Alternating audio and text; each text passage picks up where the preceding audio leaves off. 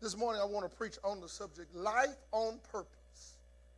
Life on purpose. Look at your neighbor and say, neighbor, oh neighbor, live your life on purpose. That neighbor's tripping. Try your other neighbor and say, neighbor, oh neighbor, live your life on purpose. This is the day the Lord has made. This is the day the Lord has made. You ought to rejoice and be glad in it. Father God, please bless us as we study your word today. Watch over us and keep us. In your son's name we do pray, and all who believe said, amen.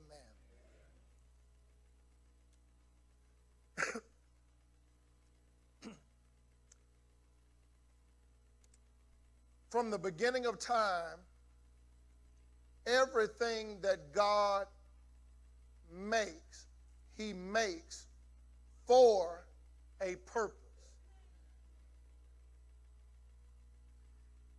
God never creates something that is purposeless.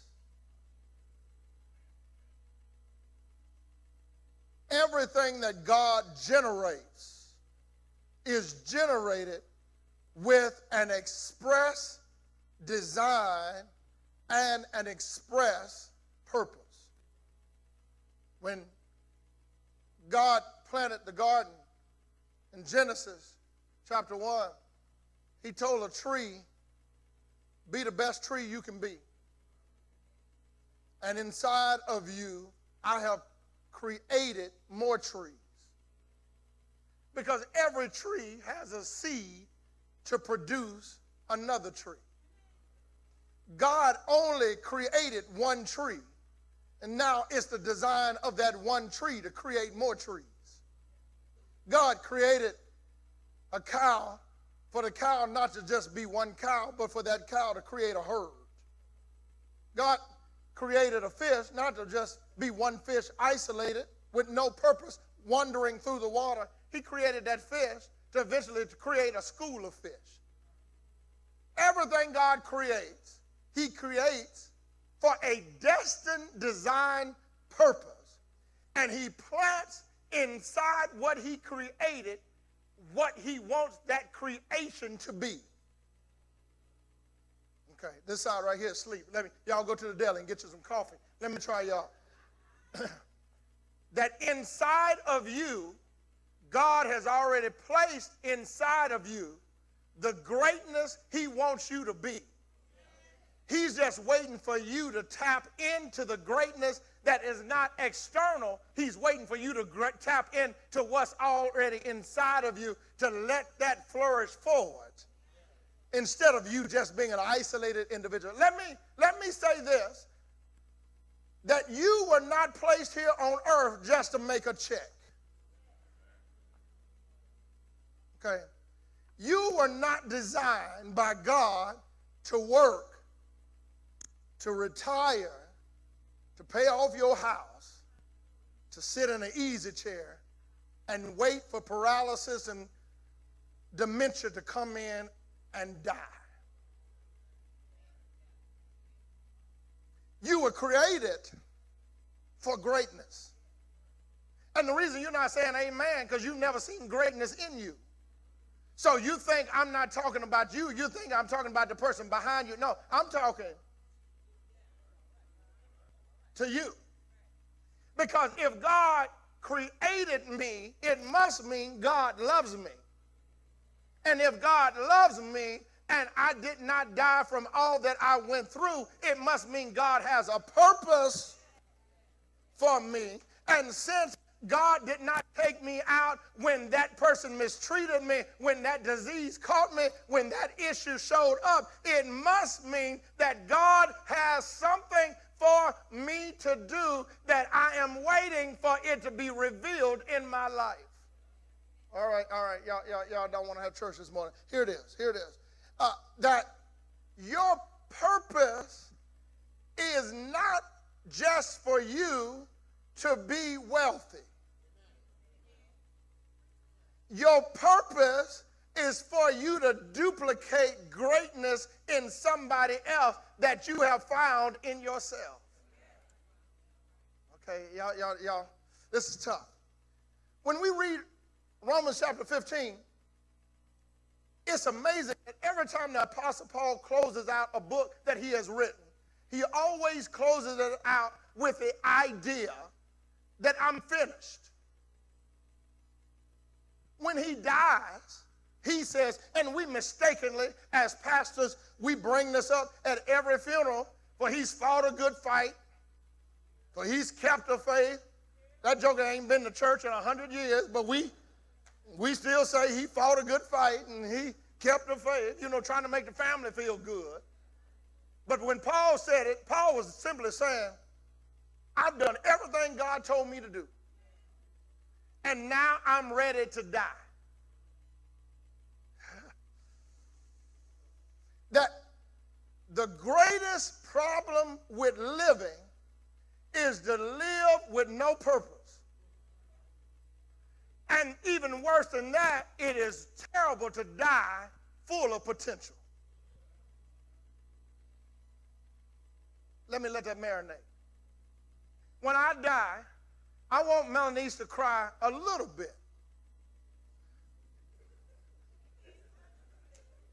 Is she crying yet? I mean, I'm scared to look over there. I hope she ain't at the bank and saying, bless the wonderful name of Jesus. I want her to be on the front row crying a little bit. And I want Blake to cry, but I want them to be able to say, Daddy did everything. Hold on. This is not going to be no shouting sermon. This is going to be something you'll grab Tuesday. Let me tell you why. Because longevity of life doesn't mean a full life.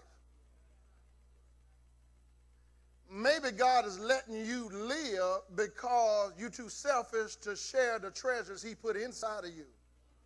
And he's trying to let you live long enough so you can become selfless and share the book that he put in you that you need to give to the next generation.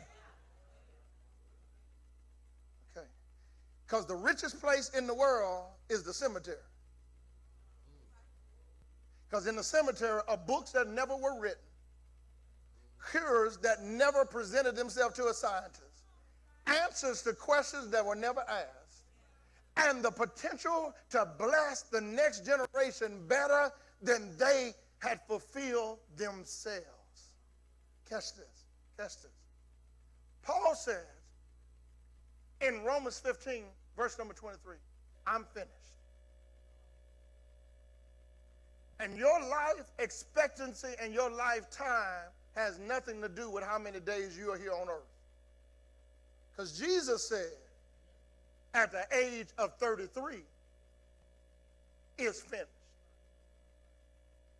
If longevity means successful life, that means Jesus was a failure. Jesus was not a failure. He was just done with the assignment that God gave him. How beautiful would it be for you and I to die saying, I'm finished because I've done everything you've assigned for me to do. All right. It was quiet at 8 o'clock too. I don't care if you're 90 years old. If you're breathing, you still got something to do. I don't care if you're 18 and you done made some mistakes. Guess what? That ain't nothing but the devil trying to divorce you from your potential, from your promise, from your potency that he's put in you. That the devil keeps trying to remind you of what you can't be. And God said, have you ever looked at the man in the mirror? Because if you're still breathing, there's an opportunity for you to shift what was wrong, to turn it to something right. If you ever just tap into God and stop trying to tap into people. Catch this. So I've been reading a book from Miles Monroe, and he asked 5 questions that go along with this text that Paul answers in every closing argument of every letter he's written. In fact, my son and I have been talking about it every day on the way to school. My son asked me about 2 or 3 weeks ago, how do we know there's a God? Back when I was growing up, you didn't ask those questions. If you ask those questions, the next thing you would be asking, where is a dentist? Because back in that day, all of that top row So I had the challenge of answering his question. He said, Dad, how do you know there's a God? And I said, how do you know there's air? He said, because I'm breathing. I said, grab it and touch it and show it to me. He said, I can't. I said, but take one more breath. That lets you know it's there. I said, I can't touch God, but I sure see his handiwork. He said, where is his handiwork? I said, it's you sitting here in front of me. And as jacked up as I am, I shouldn't be a parent.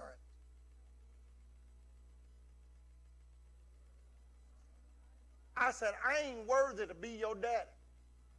But God saw in me what I couldn't see in myself. And because you are here, I am better now, because what I used to do, I don't do no more. What I used to listen to, I don't listen to anymore. What I used to think, I try not to think that anymore. Why? Because I want you to be better than me. He said, is that God? Yes, that's God. Because if you coming makes me be better, that's God showing. There's 5 questions that are presented in this text that I think everybody needs to pay attention and write it down. I didn't even put it up on the board. I want you to write it. Get an envelope. You didn't use it. Use your envelope. We have to order communion every week, but we ain't got to order envelopes. Just get an envelope. There's 5 questions you need to get that Paul answers in every closing text. He first off answers the question that you need to ask yourself, who am I? Let me tell you why that's so important. Because Paul says in Romans chapter 15 at the beginning of the text, verses 1 through 22, Paul says, I am God's servant who was sent to preach to the Gentiles. Paul's simply telling you and I know who I am. Do you know who you are? See, when you find out who you are, you will stop needing people's name on your back. So it won't matter if you got Ross on or Calvin Klein, because a lot of times you wear people's name because you don't know who you are. So you got to have Jordans on instead of a cheap no name, because they make you who you are. You can't go buy Levi's jeans from Walmart because of Faded Glory. Y'all ain't gonna pray with me for a while? Y'all gonna sit here and act all brand new? That Faded Glory just works just as well as Galleria Mall. Guess what? Nobody asked you to flip your collar inside out. And the reason you got to have that is because you don't know who you are. So what you try to do is you become what you're not, trying to justify what you want to be. And if you ever become who God created you to be, it don't matter if you have on sackcloth, or if you have on a $1,000 suit. In every instance, you can say, I am a child of God. Who am I? Now, catch this. As much as I want to shout, which I've been shouting all week because God has forced me to look at myself, this is not a question you can answer in front of your family. This is not a question you can answer in front of your wife, your boo thing, your friend with benefits, whatever. This is something you got to answer by yourself. If you ask people who you are, they'll give you your Facebook version.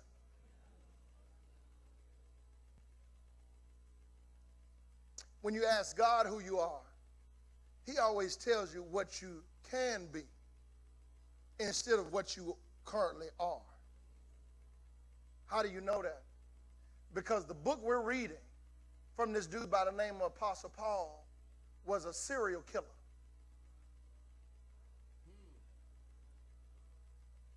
What are you talking about, preacher? No, not the apostle. Oh, yeah, he wouldn't have gotten hired by any church. It says before he got to Stephen in Acts chapter 6, I believe it is, that he possibly had killed 32 to 37 Christians already. He had letters in Acts chapter 9, Acts chapter 9 and 10, headed down to go kill some more Christians. And God looked inside of a serial killer and saw no more death, saw all the New Testament. God saw in a man who had killed somebody in Pharaoh's house by the name of Moses, a new leader who could lead people over the Red Sea. God can see in you what you can't see in yourself. You know why? Because before you were somebody, God planted what he wanted you to be before you even knew what you could be.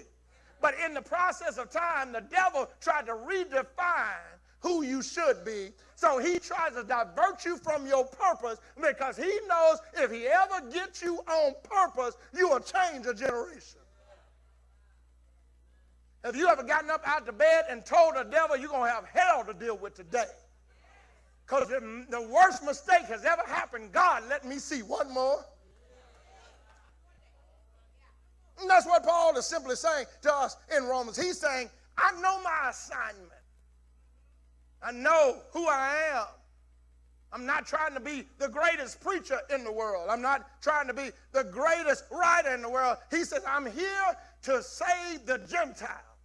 Peter can't do it. John can't do it. Luke can't do it. But God assigned it for me. And when you start doing your assignment and stop judging other folks' assignment, you can live a fulfilled. I'm not talking about what I heard. I'm talking about what I know. So first of all, you got to say, who am I? Say it to yourself. Who am I? I say it to yourself. Who am I?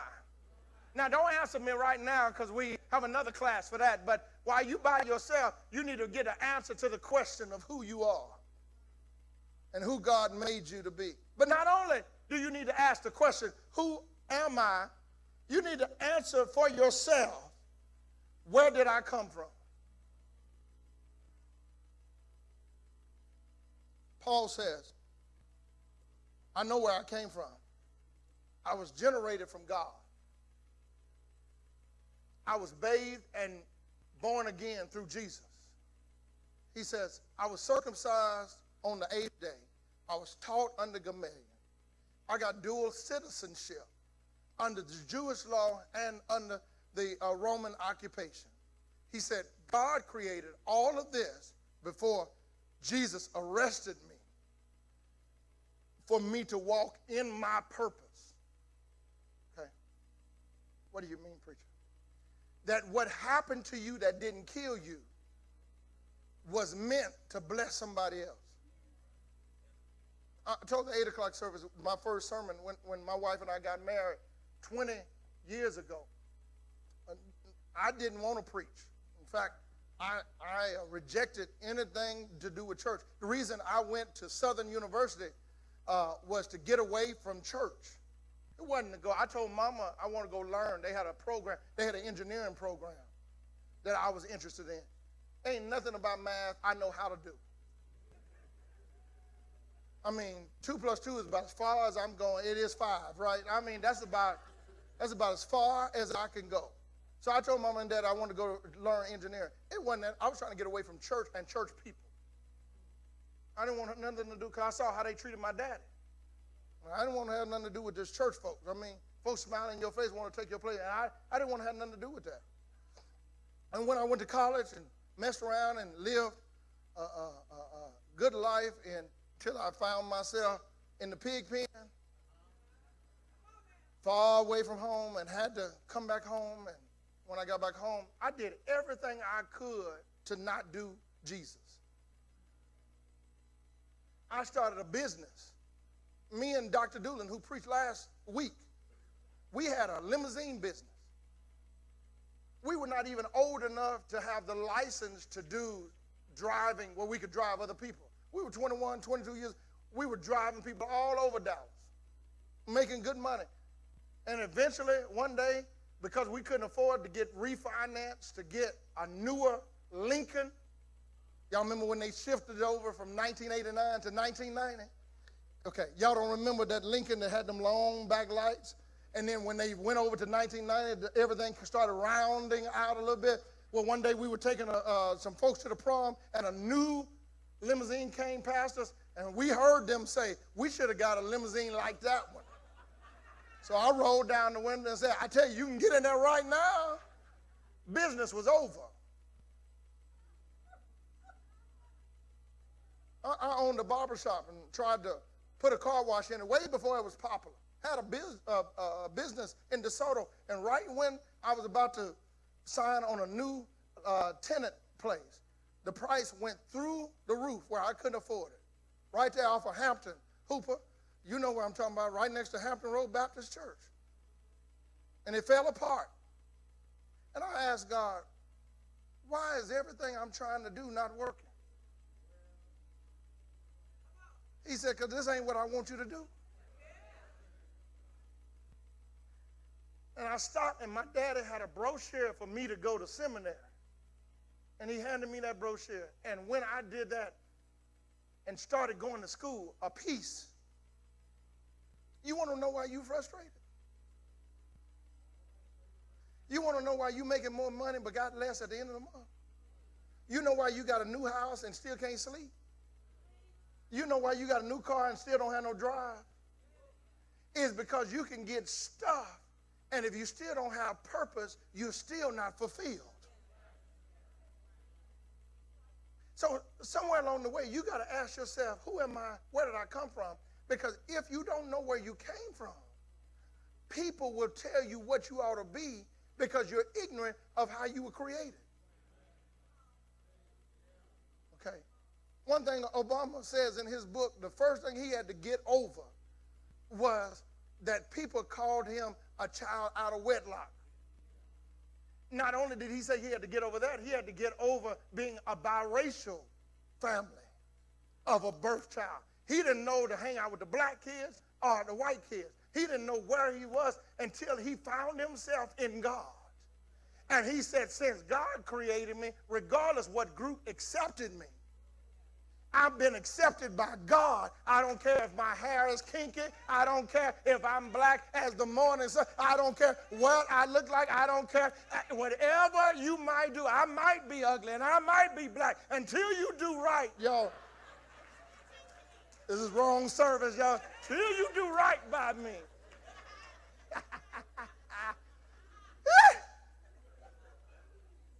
You'll never, y'all remember?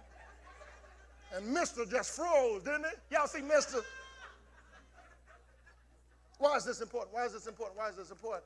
Because if they can devalue where you came from, they can make your life worth nothing. You didn't come from a monkey. You didn't come from a fish that turned into a salamander, and a salamander got up on the beach one day and started walking. And eventually it metamorphosized itself into a human being, and now we are here. No, you are created by God. The same person who created you created 500,000 galaxies. You think that the world is big, he got 500,000 more of these with his own son. You know why NASA is still in business? Because it's still planets and places out there that nobody knows about. God just one day said, I want some planets, and he just spoke them into existence. The same person who spoke galaxies into place spoke you into place. So I raise my value of life when I know who values me. That's why I don't need a woman to value me. That's why I don't need a man to value me. That's why I don't need a church to value me. If God values you, you work at the job but don't need it. You live in the house but don't need it, because if you got God on your side, and when they can tell you you are nothing, you are act to the level of their thought process. So Paul says, I know where I came from. I know who I am. I know where I came from. But this is where Paul really spends some time, because he identifies in every closing remark. He says, I know why I'm here. Write that down. Know why you're here. Paul says, I'm going to head back to Jerusalem, and after I leave Jerusalem, I'm going to head to Rome. I'm on assignment because my job is finished here. And in my assignment of my job being finished here, I'm going to move from this place to Rome so I can fellowship with you. There is no purpose in life greater than you understanding why you're still breathing. what the cemetery needs from you is for you to be empty when you go there. That is to say that every assignment that God put for you to do, you have done and you're ready to die. Okay, only me and Brother Price and Mama Manning gets it. Let me try the rest of y'all. If you know you're going to die, why would you die full instead of dying empty? Okay, Pastor, what do you mean by that? I don't want to preach. No, that's not what I'm talking about. God has a ministry for you that is designed only for you, that can only reach the people God designed for you to reach. And normally that ministry is created out of post-misery. Normally what hurts you is what eventually bless you when you know why you are here. I'm happy now with my life because I know why God created me. And it's quiet in here because some of us have lived for 90 years and don't know why we're still breathing. All you've done is got up in the morning, you went to work, you went to lunch right down at the deli down on the first floor, went back up to lunch, went home, drove the same way for 30 years, went home, sat on the couch, watched television, ate dinner, then the television starts watching you. You went to bed, got up the next morning, and you repeated the same process because you don't know what God has in store for your life. And the whole time, the person in the cubicle next to you was screaming out, "You have a purpose for me that you just won't share." Y'all missing it. Y'all missing it. That the person who lives next door to you means more than cut grass. Okay, yeah. My neighbor who I've lived next to for 16 years now. We got different complexions. We come from different backgrounds. He comes from a wealthy background. I come from the Apostle Peter's background. Silver and gold have I none. But guess what? There's not a day that I don't open my garage that he's not standing at the fence waiting to talk. God didn't put me in that neighborhood at that house to live there. He put me in there because behind my fence is a non-believer who's rich, who's owned companies. I'm not going to name them out because you would know some of the companies him and his children own. But you know what? At the age of 86, me being a black African American during time of tension, guess who he comes to talk to? He thinks it's to resolve racial issues. I know it's because he's thirsty for Jesus.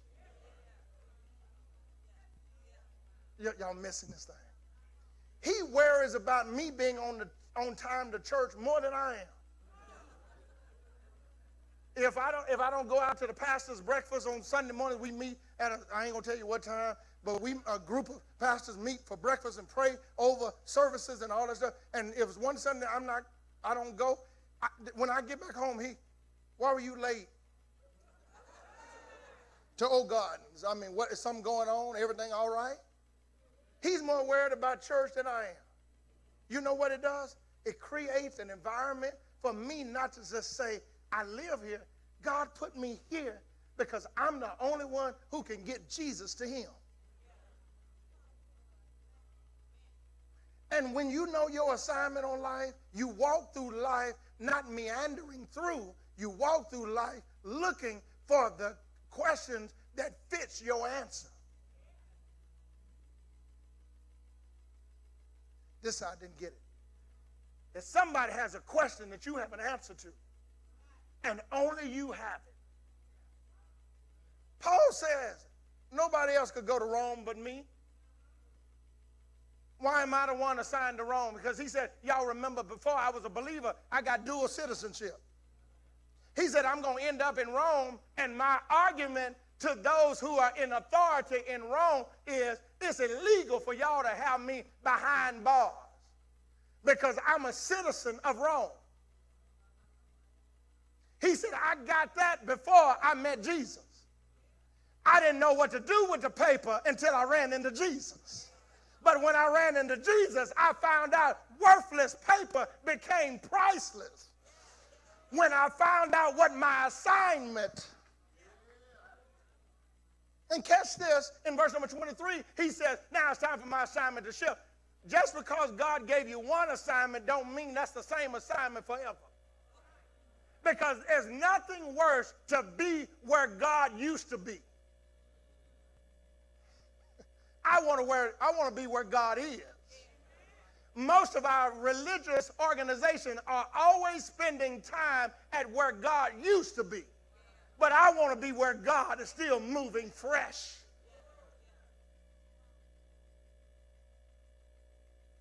So here's the questions you need to ask yourself. Who am I? Don't wait till 2019, first of the year.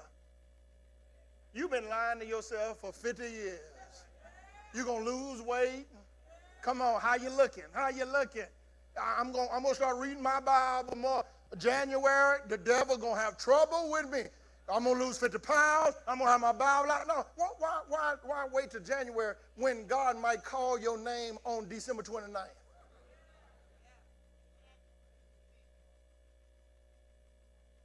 So who am I? Where am I going? Where did I come from? Why am I here? Now here's your fourth question that you need to ask yourself. What can I do? Paul says, for me to live is Christ, but for me to die is gain. You know what Paul is saying?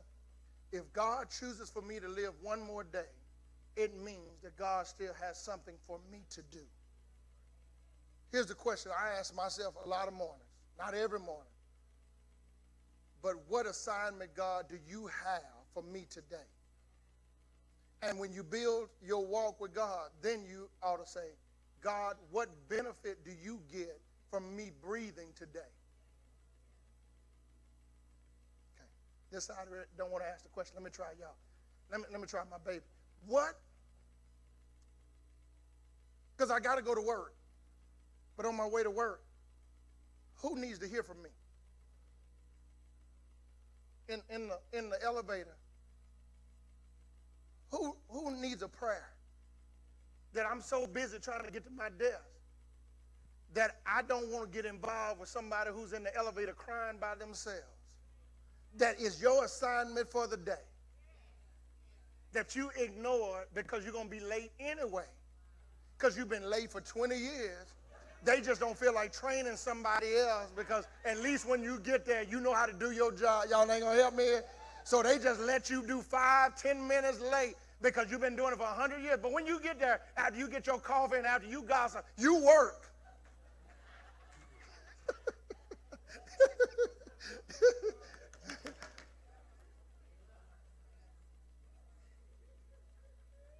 we had, and I'm just talking about myself. I'm just trying to hope somebody.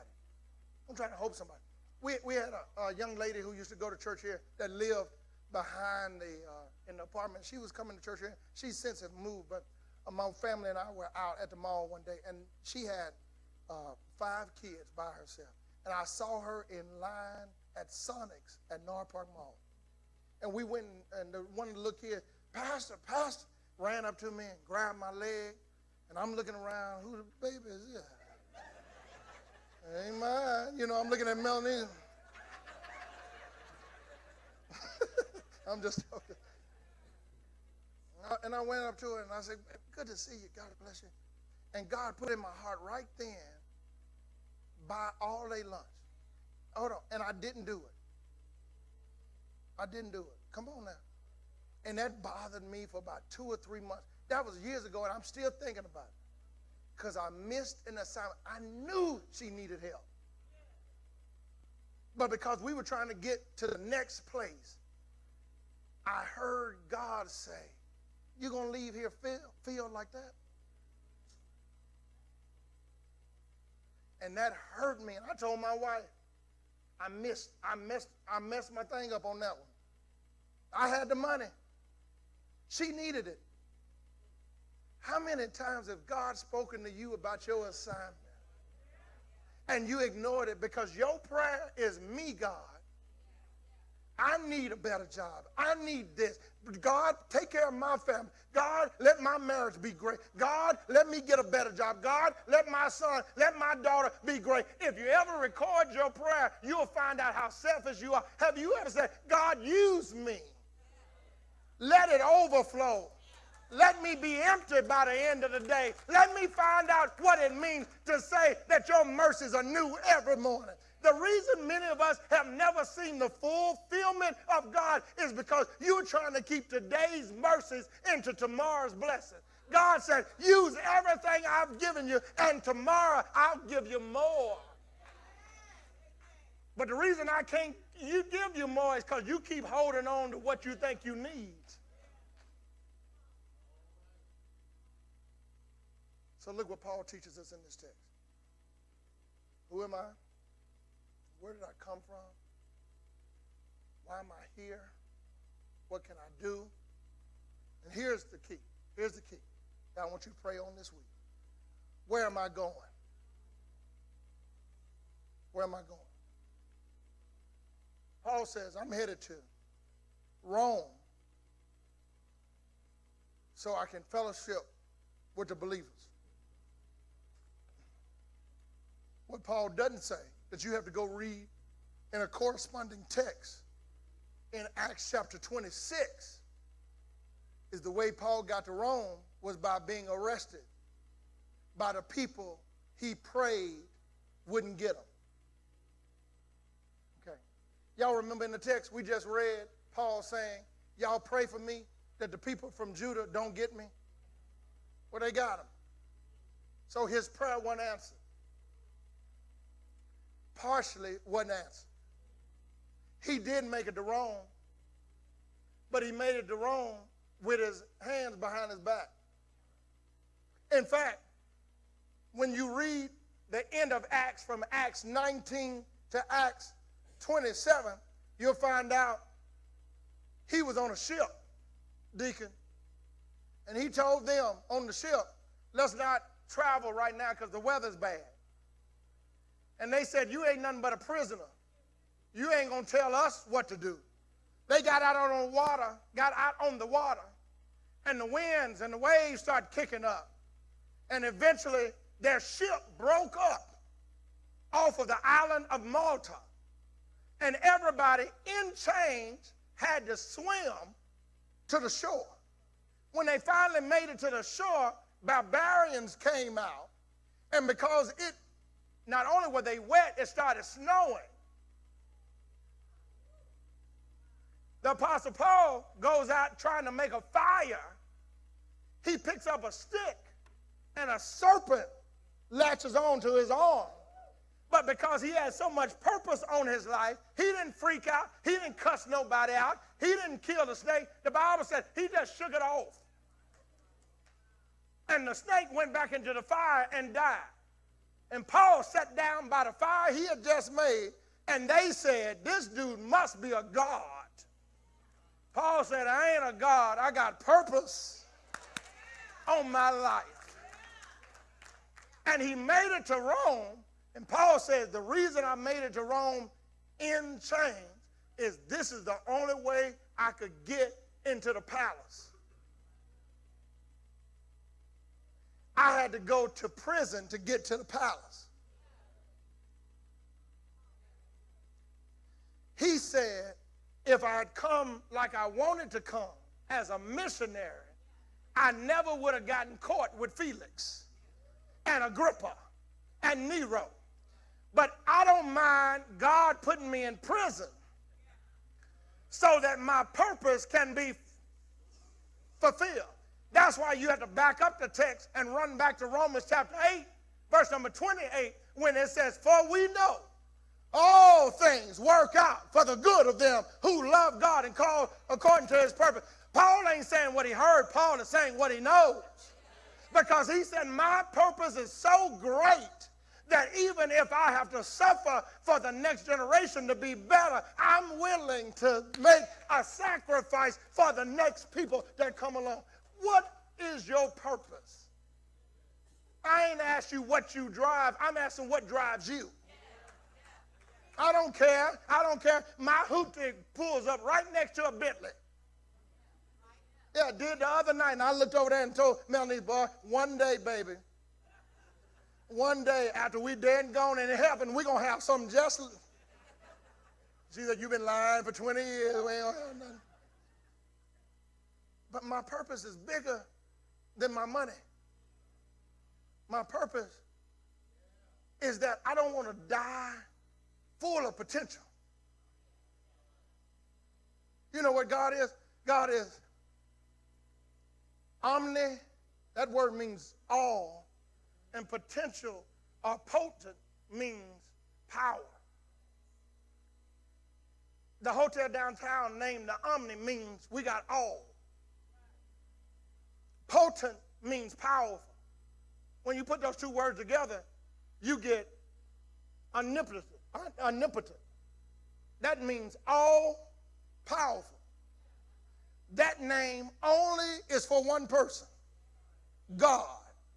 That means that God said, all those universes that I produce, all the people who I produce, even salvation that I produce, comes out of all of my power. And I'm not powerless yet. That's actually the idea to say if God created you, there is still more for you to do because you are connected to all power. So when you leave here today, you don't need to leave here like I live a boring, meandering, worthless life. You need to leave here with purpose.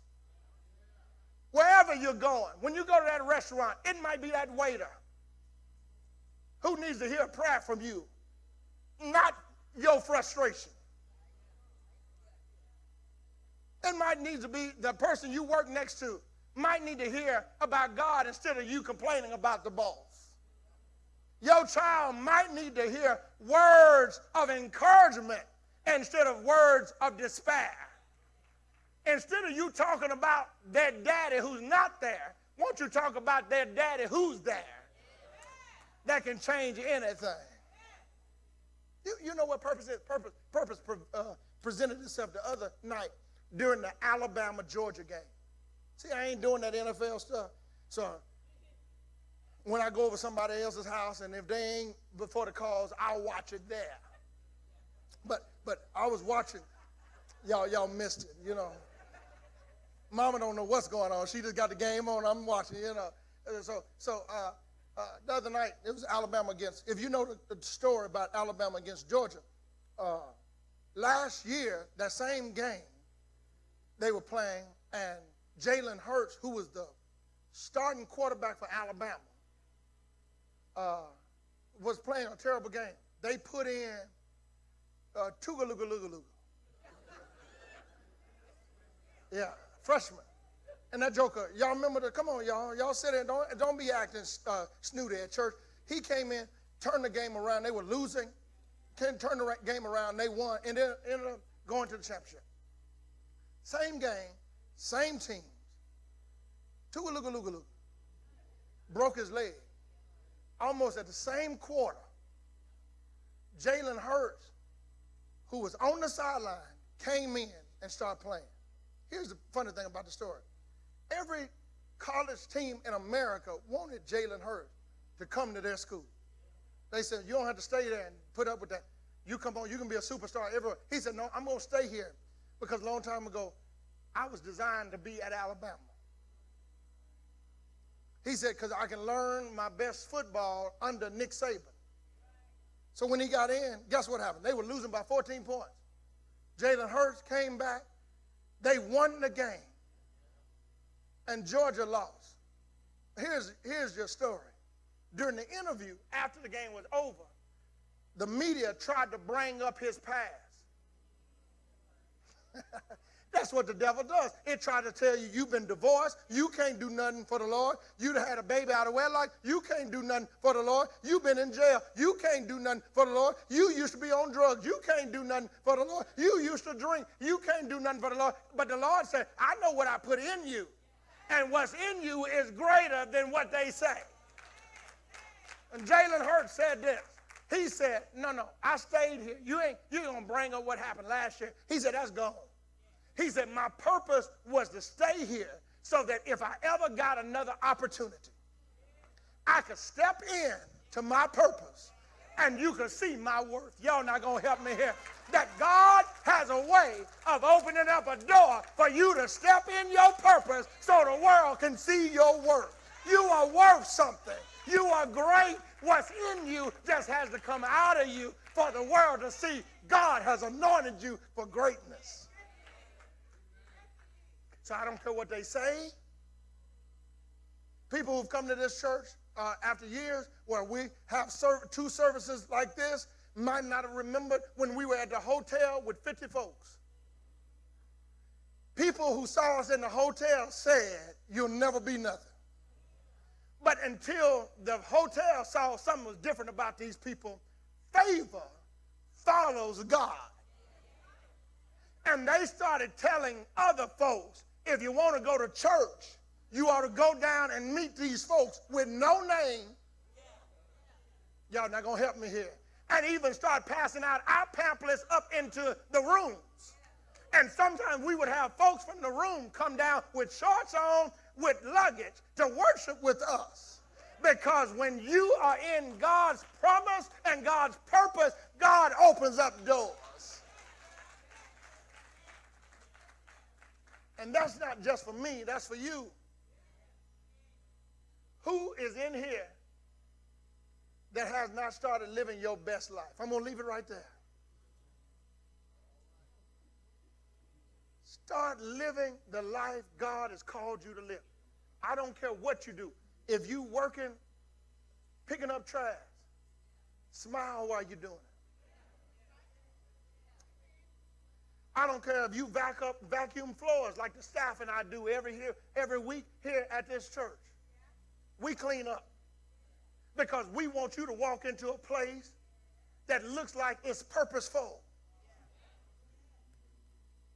Go home, start with you. That's my assignment today. Clean up. Not just the living room. Open up some closets and get some stuff out there that reminds you of what hurt you and throw it away.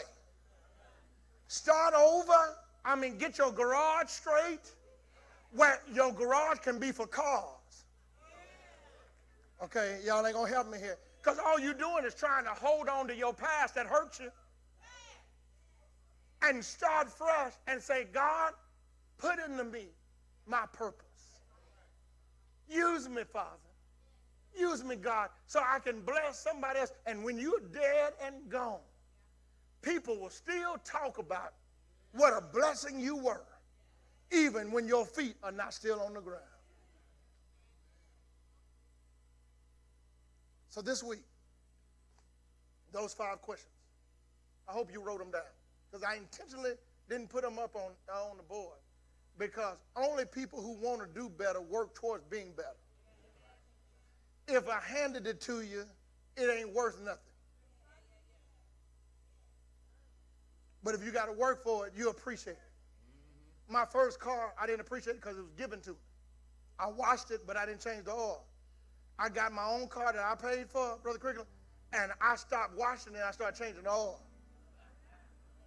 You know why? Because I was working for it. If you want to change, if you want to do better, if you want to be better, start with God. That's what God will do. He'll change your life. And then you won't have to walk around here with your face all down, mad at the world, mad at every man, mad at every woman, ain't happy, making more money but broke. You can smile not just to show people a face of joy, but it comes out of a place of joy. You ain't got to fake it. I don't smile when I ain't happy. I don't scratch when I ain't itching. I don't dance when the music come on. I tell you what I do. There's a joy in me that this world can't take from me. Because I'm living in my purpose. And you can do it too. I'm telling you, you can do it too. There are business owners here. There's police officers here. There's teachers here. There's preachers here. There are people who work in corporate areas. There's people who are blue collars. Wherever you are, stop looking at it as a place I don't want to be.